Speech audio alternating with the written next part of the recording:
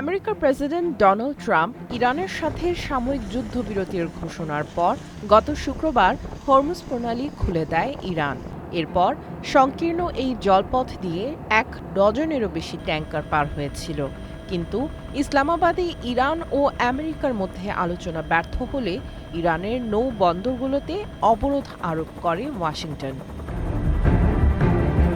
এরপর থেকেই হরমুজ প্রণালীতে উত্তেজনা চরমে। কখনো ইরান বিভিন্ন দেশের জাহাজে গুলিবর্ষণ করছে, তো কখনো আমেরিকা ইরানের জাহাজ আটক করছে।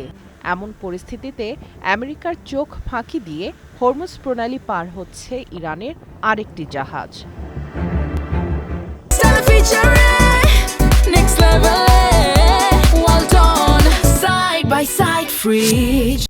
ইরানের আধা সরকারি বার্তা সংস্থা তাসনিম দাবি করেছে, আমেরিকার অবরোধ উপেক্ষা করে তাদের পতাকাবাহী জাহাজ শুজা-2 হরমুজ প্রণালী অতিক্রম করছে।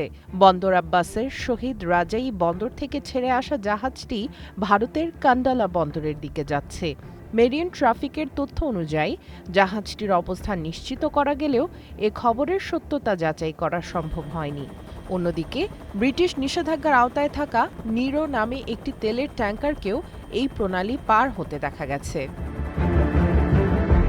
যদিও সাম্প্রতিক উত্তেজনার জেরে হরমুজ প্রণালী দিয়ে জাহাজ চলাচল প্রায় বন্ধ হয়ে গেছে বলে জানাচ্ছে আন্তর্জাতিক গণমাধ্যম।